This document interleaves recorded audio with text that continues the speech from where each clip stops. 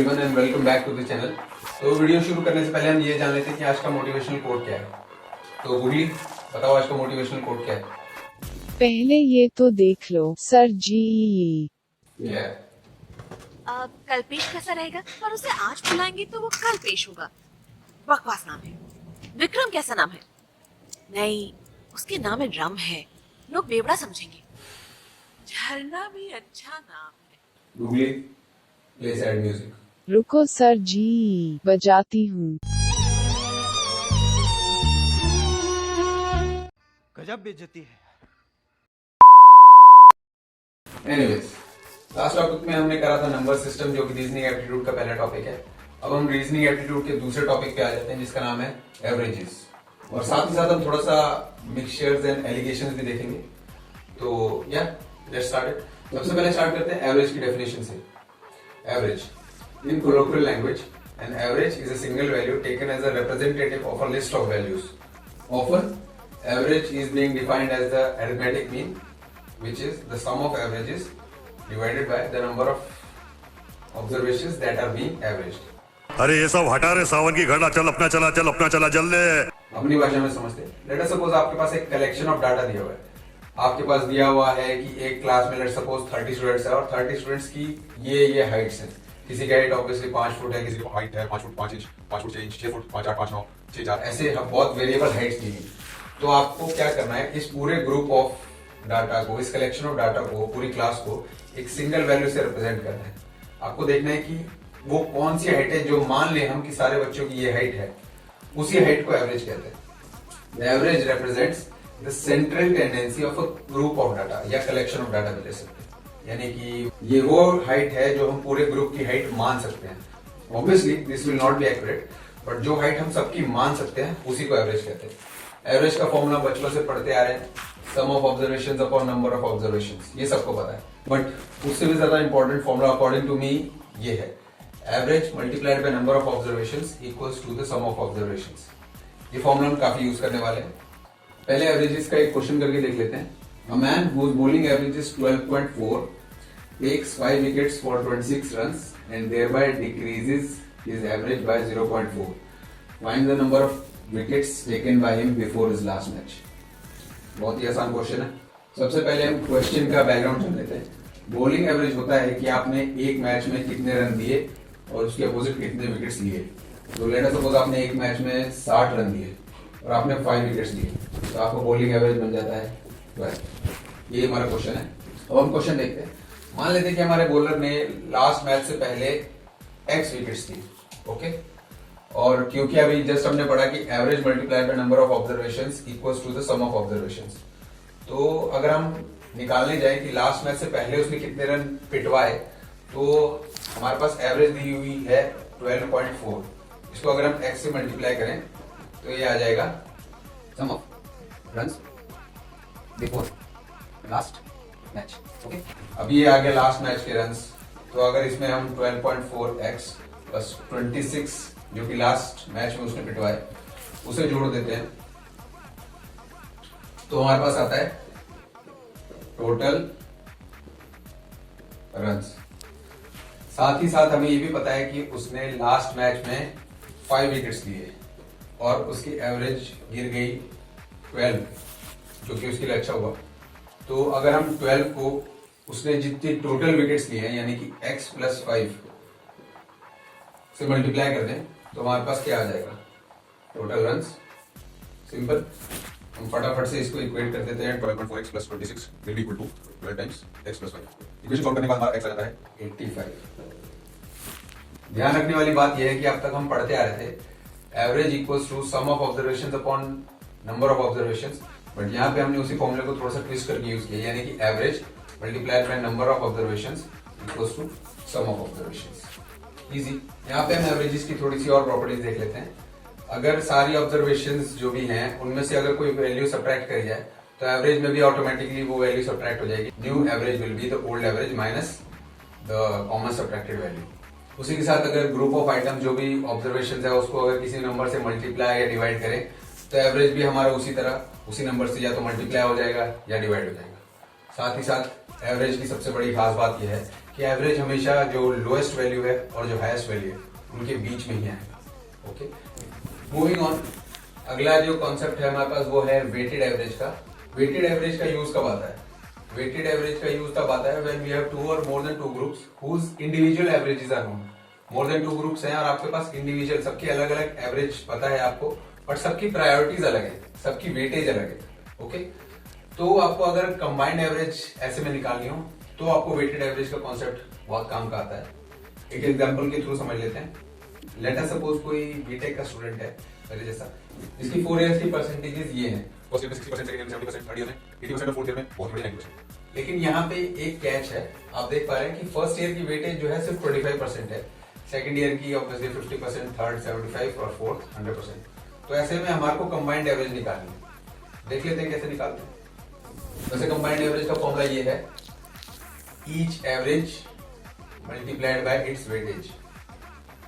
आप देख पा रहे हैं W1 into X1 plus W2 into X2 plus W3 into X3। यहाँ पे W हमारी रिस्पेक्टिव वेटेजेस हैं और X हमारे ऑब्जर्वेशन या वैल्यूज है, जो भी आप कह सकते हैं वो है, divided by sum of weightages. Okay, हम वापस क्वेश्चन करते हैं।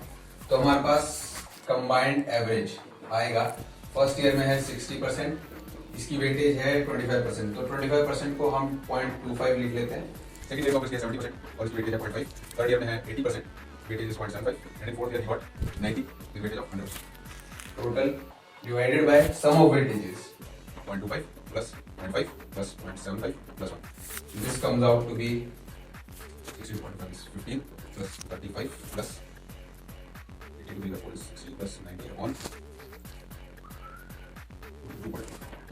So this comes out to be I think 225 or that means अगर कंबाइंड एवरेज निकाले तो मेरी 4 इयर्स की एवरेज बनती है 80%। ओके, देख लेते हैं दूसरा तरीका कौन सा है। अगर आप नॉर्मल तरीके से एवरेज निकालते हैं तो मेरी क्या परसेंटेज बनती है, इसको हम नॉर्मल एवरेज कर देते हैं। फर्स्ट ईयर में मेरे थे 60%, second year में 70%, third year में 80%, fourth year में 90%. Total divided by 100 plus 100 plus 100 plus 100. And this comes out to be 300 upon 400, which is 75%। तो आपने देखा कि अगर हम नॉर्मल एवरेज निकालते हैं तो मेरी परसेंटेज बनती है 75%, लेकिन हम कंबाइंड एवरेज निकालते हैं तो मेरी परसेंटेज बनती है 80%। इसका क्या मतलब है? अपुन जैसे टपोरी को क्या मालूम। इसका मतलब ये है कि अगर आपने बीटेक की शुरुआती सालों में पार किए हैं और अगर आपका कॉलेज कंबाइंड एवरेज के थ्रू परसेंटेज निकालता है तो आपको फायदा होगा। और नॉर्मल एवरेज तो आप देख रहे हैं 75%। इसके अलावा वेटेड एवरेज के कॉन्सेप्ट से कभी कभार रैंकिंग्स भी निकाल दी जाती हैं। ये आप देख पा रहे हैं कि 2 स्टूडेंट्स हैं, चंगू और मंगू, जिन्होंने जेईई मेंस के एग्जाम में ये स्कोर किया है। आप देख पा रहे हैं कि चंगू ने फिजिक्स, केमिस्ट्री और मैथमेटिक्स में 100 लेके आए हैं। दैट मीन्स उसका चंगू का टोटल होता है 300 और साथ ही साथ मंगू का टोटल भी होता है 300। 110 plus 100 plus 90 comes out to be 300। But obviously इनमें से एक आगे जाएगा और दूसरे को निराश होना पड़ेगा। चंगू और मंगू में से बेटर कौन है? कंसेप्ट ऑफ वेटेड एवरेज यहाँ पे आता है। यहाँ पे देखने वाली बात यह है कि जेईई मेंस के एग्जाम होल्डर्स ने फिजिक्स को पहली प्रायोरिटी दी है, फिर केमिस्ट्री को सेकंड और मैथ्स को थर्ड। मान लेते हैं हम ऐसा। तो ऑब्वियसली अब हम देखते हैं कि चंगू की वेटेड एवरेज कितनी बनती है। चंगू ने स्कोर किया है फिजिक्स में 100 इंटू वेटेड एवरेज, क्योंकि फिजिक्स की सबसे ज्यादा है तो 3। उसके बाद केमिस्ट्री में भी उसने स्कोर किया है 100 into 2 plus 100 into 1 upon sum of weighted averages 3 plus 2 plus 1. Okay, this comes out to be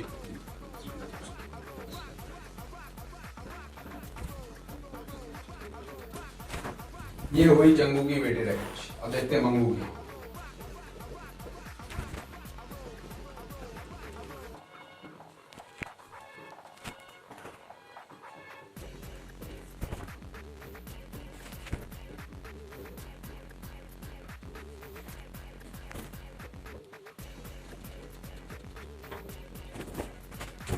यहाँ पे आप देख पा रहे हैं कि चंगू की वेटेड एवरेज बनती है 100, बट मंगू की वेटेड एवरेज बनती है 103.33।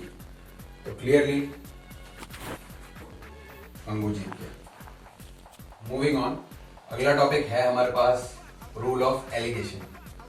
रूल ऑफ एलिगेशन कहता है when different attributes of different ingredients are mixed together to form a mixture of mean value, then the ratio of the attributes is inversely proportional to the difference of the attributes from the mean value.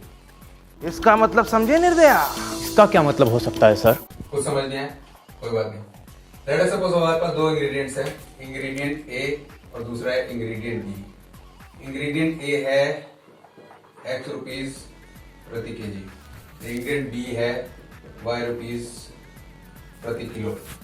हमने इन दोनों को mix कर दिया।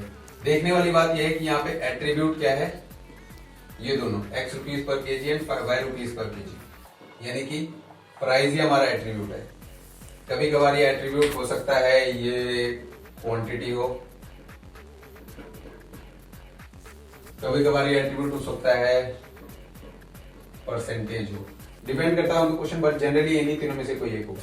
यहाँ पे attribute कहने का ये मतलब है कि ये प्राइस, क्वांटिटी या परसेंटेज होगा।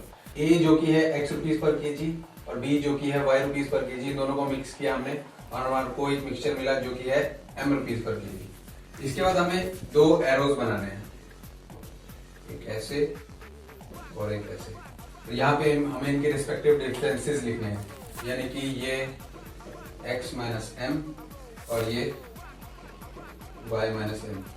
अब क्वेश्चन हमारा ये कहता है कि द रेशियो ऑफ एट्रीब्यूट्स यानी कि x upon y will be inversely proportional to the difference of attributes from the mean value, यानी कि x will be inversely proportional to difference of attributes x minus m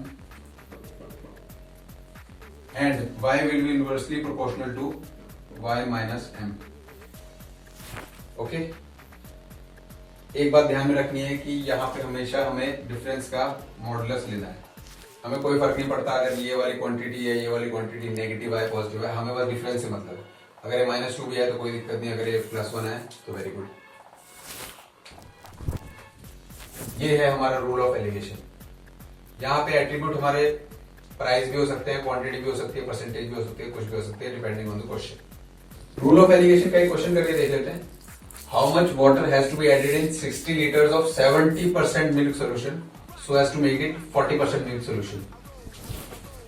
question का मतलब यह है कि हमारे पास 60 लीटर्स मिल्क सोल्यूशन है जिसमें 70% है मिल्क और बाकी 30% है वाटर।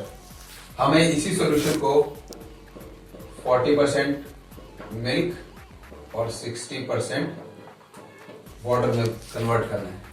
उसमें ऑब्वियसली हमें और ज्यादा पानी मिलाना पड़ेगा, तभी जाके उसकी कॉन्सेंट्रेशन कम होगी। करके देखते हैं। पानिया मिला अंकल क्या कर रहे हो?